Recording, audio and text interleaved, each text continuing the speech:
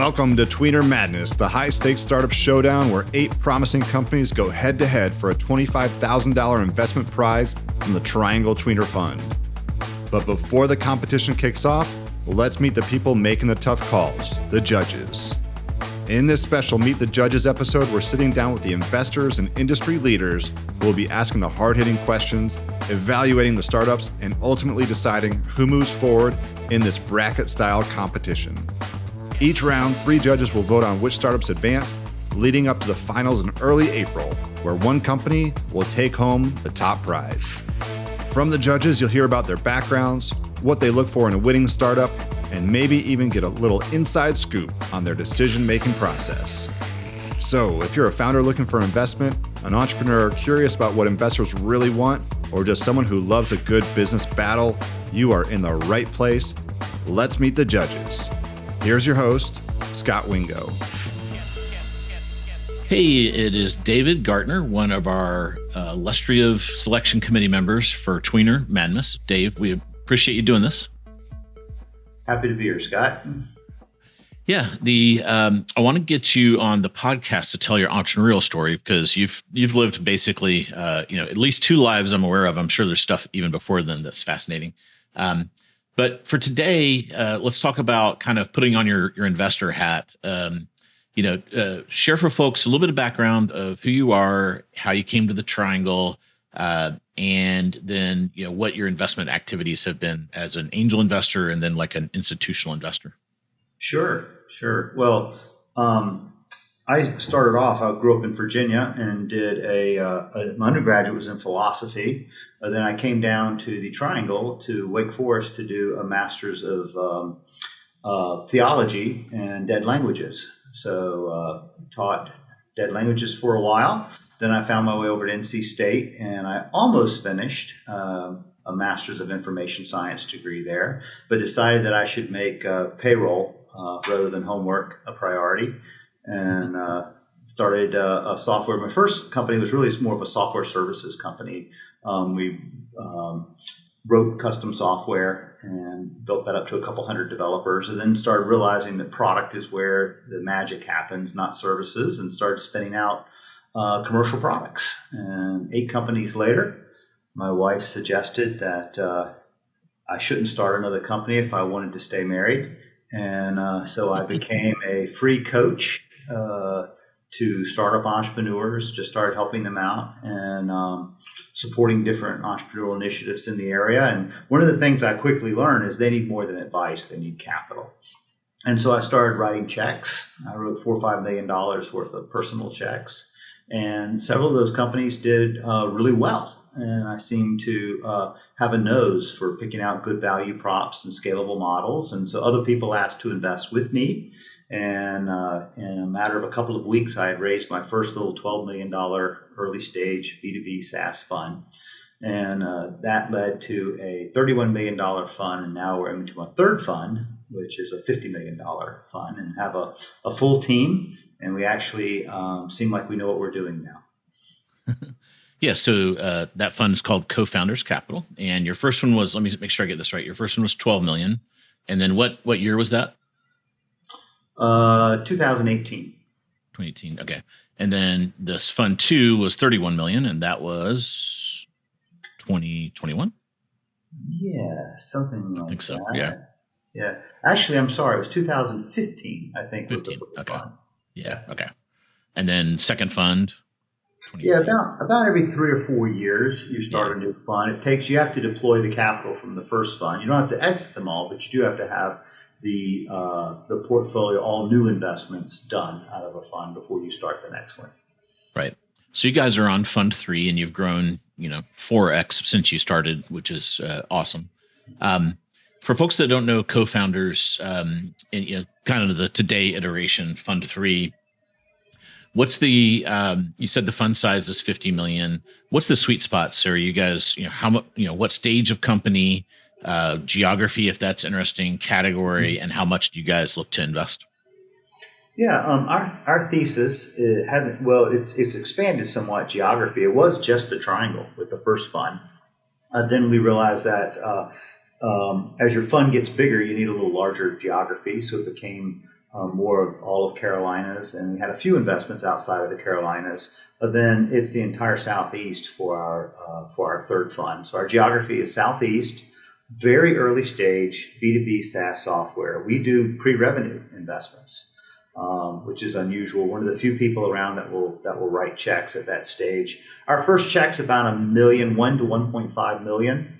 And then we generally reserve 1.5 to 2.5 million for the company, depending on the model. Got it. And so no consumer? No, we've done some B2B to C, but all of my startups were B2B, and I really respect people who can do B2C, but we're into demonstrable value props. Something you can give a C-suite executive. They look at it, they get it. They're going to pay us $100,000 a year and save $5 million. Something else goes on in the consumer space. It's got to be cool and trendy, and I've never been any of those things, Scott. Yeah, I'm sure your kids would agree with that. As the kids are savage. How about, so within the realm of B2B, are there any categories you won't do? Like, will you guys do devices or drugs or anything like that? Or on the other side, maybe there's certain categories, like a lot of people are kind of negative on maybe ad tech and MarTech, sales tech. Anything directionally like that you can share? We're in ad tech companies. The great thing about software is it puts you in every industry if you want to be. But we tend to gravitate towards things where one of me or my partners and I are all entrepreneurs. And so if you think about Toby, he did Shoebox, and I've done ed tech, I've done manufacturing tech. Toby and I have both done fintech. We have did a lot. One of my startups, ProviderLink, was in healthcare tech. So those are the industries where we kind of understand the continuum. Some things we wouldn't do. I wouldn't do crypto. I wouldn't do security. We see a lot of great internet security plays, but it's just not a technology or an industry that I understand very well. So we tend to stick with things that one of us has started a company in that space, and so we kind of know it. Kind of the hot thing right now is AI. Any interest in those, or just kind of keeping an eye on it for now? Well, everything is AI. Yeah. I mean, we don't really see a plan. It's no longer a differentiator. It's the price of admission. If you're not using AI, your software just isn't cutting edge in the B2B space, at least. Yeah. Cool. And you guys, for those that have been reading the Tweener Times, you guys have had just like a lot of exits here lately. So congratulations on that. And full disclosure, I'm an LP in Fund 1 and 2. What's been your most successful exit? And this can go back to, when Dave Gardner was just writing checks as well. Like when you think about, the most successful, what are like 2 or 3, just give people a flavor for what that looks like. Well, I made more money as an angel investor personally. This is a labor of love, Scott. It's getting people, if people get involved in investing in startups and they make money, entrepreneurs win, investors win, and everybody wins but the government, because our companies are typically 1202, and so we don't pay taxes, which is another incentive, for early stage investing.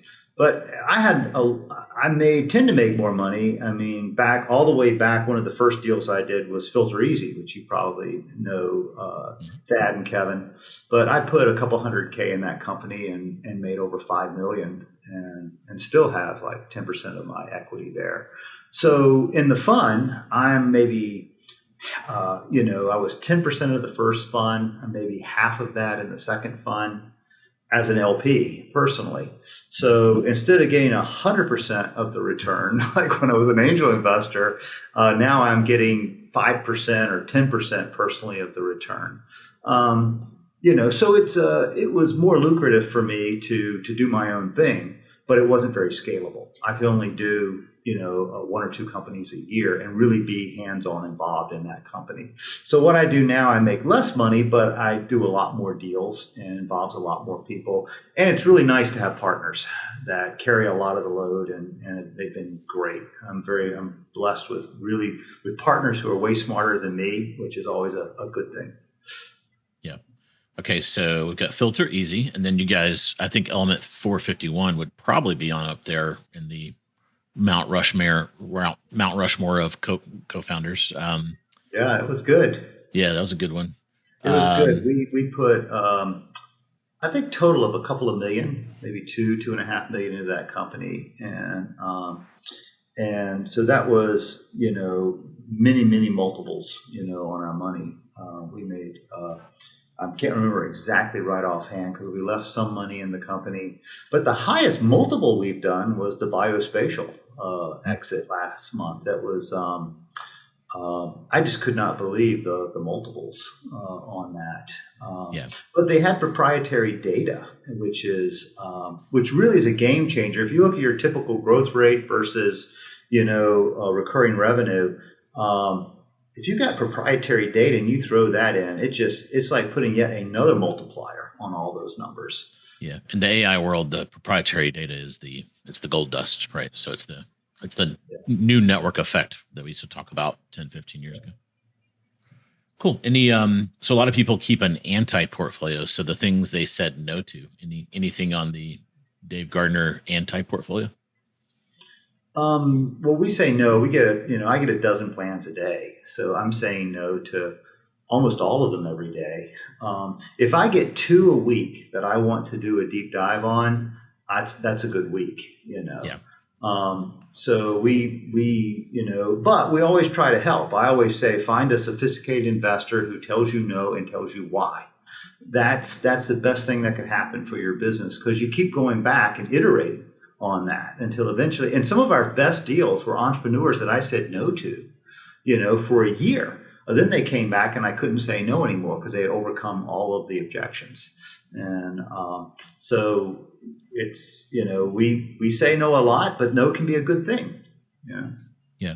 How about, some people keep a list of the ones they missed that did really well that they should have said yes to. How about, so for example, did you get a shot at Pendo? I think you guys started post Pendo. So maybe we were about 6 months. I started my fund about 6 months after Pendo. So they were too far along by the time I got in there. Yeah. But I got, I think you're going to see big exits from companies like Validic, I was one of their very first investors. I was number one. Mark Cuban was number 2 investors in that. And I think that's going to be a really nice exit here in the Triangle. I have no inside information. I'm not on the board anymore, but I'm looking at the people around the table and how long they've been in, and I'm imagining that there could be an exit in our near future. Yeah. Cool. So I don't know how many pitches you've seen, but it's a lot. Certainly high hundreds, if not into the thousands. So for the folks that are considering entering this contest, what pitch advice would you give to a early stage entrepreneur? Yeah, well, I mean, I've written articles on this. Your pitch deck. Start off with what it is and why you should care. We build this, which solves this problem. And these are the value. Talk in terms of value props. Nobody really wants your technology. It's about the value props that technology provides, and then just cover all your bases. What's your secret sauce? What makes you different from other people trying to solve this problem? And what about your team? And what's your exit strategy? And those are just they're components that need to be in every pitch deck. But in a short-term format, you really got to hit those quick and concisely. When I work with a company on their decks, they usually you've got 40 slides. And by the time we're done, they have like 12 or 13. But they become very concise, very articulate in how they express things. I always say the more you say, the less valuable everything you say is. So don't devalue the good stuff with a lot of, Yeah, get to the meat and potatoes of the whole matter. Yeah. Awesome. Well, we appreciate you doing this and look forward to seeing how you, the questions you ask some of our contestants and how you think about judging them as we get into it. Thanks for doing this and look forward to seeing you. Thanks, Great Dan. talking to you, Scott. Anytime.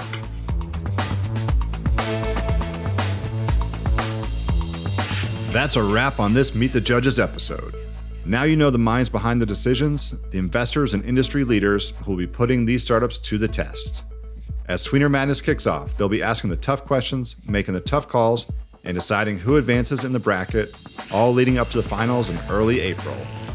Make sure you're subscribed so you don't miss a single matchup. And if you want to follow along with all things Tweener Madness and the Triangle startup scene, head on over to tweenertimes.com.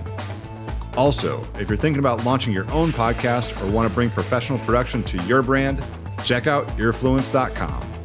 The competition is about to begin, and we'll see you soon in the next episode.